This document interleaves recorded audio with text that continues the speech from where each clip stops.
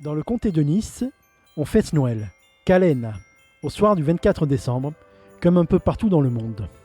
Ce soir-là, une veillée précède une nuit pas comme les autres. Dans cette deuxième émission, nous allons vous parler spécifiquement de la fête de Calena, c'est-à-dire la journée du 24 décembre, le repas et la veillée du soir le même jour, ainsi que les repas du lendemain, le jour de Noël, le 25 décembre. À présent, parlons des journées de Calena, les 24 et 25 décembre. Après que l'on ait décoré le sapin, on dresse la crèche. Mais elle ne ressemblera pas à toutes celles que l'on trouve ailleurs. Ce sera la crèche niçoise. Il faut savoir que la crèche fut inventée au XIIIe siècle par saint François d'Assise. La crèche niçoise, elle que l'on appelle l'upresepi, est confectionnée par la famille et restera toute l'année dans la maison. Contrairement à nos voisins provençaux, chez qui la crèche est constituée de santons en grand nombre, l'usage veut que l'on achète chaque année de nouveau pour augmenter la population de la crèche, et où cette crèche est démontée quand il dépouille le sapin. Dans la tradition niçoise, on a une crèche avec peu de personnages. La Madone, le charpentier, l'enfant, l'âne et le bœuf. Personnages fabriqués, tout comme le décor, en carton, bois ou cire, par la famille. Et oui, en effet, Julien, le loup-présepi, c'est bien quelque chose de particulier. Et une fois ceci fait, qu'il y avait pas mal de travail ce jour-là, il convient de dresser la table de la veillée.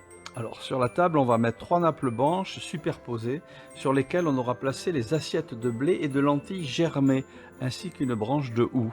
Les lentilles et blé qu'on faisait germer, dont on vous a parlé dans l'émission précédente. Ces 3 nappes sont de taille décroissante. Une pour le gros soupe, le soir du 24, qui est un repas maigre.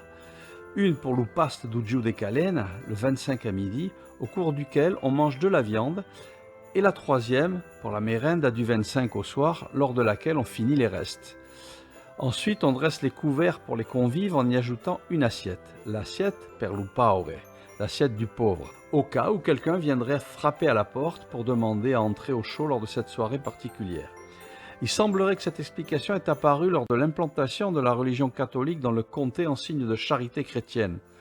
Mais il faut savoir aussi que si lu paure signifie en niçois le pauvre, il signifie aussi le mort. C'est pourquoi cette assiette supplémentaire est là également pour les défunts de la famille avec qui l'on avait fêté Noël autrefois. Avant de passer à table, c'est le moment de la cérémonie du catchafouek. L'aîné de la famille donne au plus jeune enfant le brandon récupéré dans le feu de la Saint-Jean au solstice d'été, pour que celui-ci allume la bûche, de préférence du bois du fruitier, plutôt de l'olivier, que l'on a placé dans l'âtre, dans laquelle le feu avait été éteint. Puis, une fois le feu rallumé, tous les membres de la famille jettent sur les flammes quelques gouttes de vin ou de branda, l'eau de vinissarde, en faisant le vœu d'être encore tous ensemble l'année suivante. À l'Anquévin, Cessian Pamaille, Kessiguin Pamin, ce qui se traduit par à l'année prochaine, si nous ne sommes pas plus, que nous ne soyons pas moins. Oui, c'est tout à fait d'actualité les vœux que tu viens d'émettre. Alors ensuite, on va allumer les 3 bougies qui vont brûler toute la soirée au centre de la table. Il est temps alors de s'asseoir autour de la table, une vieille tradition qui, malheureusement, s'était un peu perdue, consistait à mettre de petits objets sous les serviettes pour les convives. En bois, en toile, un petit mot, mais pas de plastique bien sûr. Des matières naturelles, qui était un petit cadeau de bienvenue pour les invités à ce repas. Lors de celui-ci, le gros sopa, le gros souper, qui se prend pour ceux qui vont à la messe de minuit au retour de celle-ci, mais que la majorité des familles aujourd'hui commence plus tôt. On mange bien, mais on mange maigre. Des entrées, puis des poissons avec des légumes en abondance. À la fin du repas, vient le temps des 13 desserts traditionnels chez nous. Ces 13 desserts se composent de mandarines, ou à défaut de clémentines, d'oranges, de pommes, de fougassettes à la fleur d'oranger, de panettone, de tourte de blé, de nougat blanc, de nougat noir, de poires cuites au vin, des fruits confits, de la pâte de coin, du raisin et les 4 mendiants, qui sont des fruits secs, symboles des 4 ordres, amandes pour les carmes, figues pour les franciscains, raisins secs pour les dominicains et les noix pour les augustins. Alors en effet, on a vu tous ces 13 desserts, Julien, et ils sont particuliers à notre pays. Et il faut savoir que les fruits des 13 desserts sont là en l'honneur du solstice d'hiver. Ce sont les fruits qui contiennent des pépins ou qui se trouvent à l'intérieur d'une coque pour bien marquer l'hiver, la saison où on se retrouve au chaud au sein des foyers. Ce sont les fruits dont le séchage a bravé la mort en gardant la vie à l'intérieur.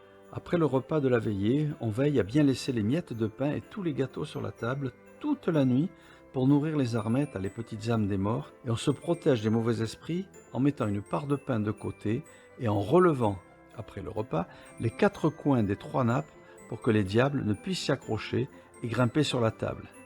Ainsi, ils ne pourront mettre en danger les petites âmes. Que se passe-t-il le lendemain de la veillée? Le déjeuner du 25 décembre, pris sur la deuxième nappe, celle de la veillée ayant été retirée, fera la part belle aux viandes de toutes sortes et particulièrement du boudin, ici le trouillet, qui est le boudin aux herbes du pays, et de l'agneau. Puis, le soir du 25, il ne restera que la troisième et dernière nappe sur laquelle on finira les restes. N'oubliez pas de regarder notre 3e et dernière émission sur Calena. Nous y aborderons tout ce qui tourne autour du Noël dans notre pays niçois.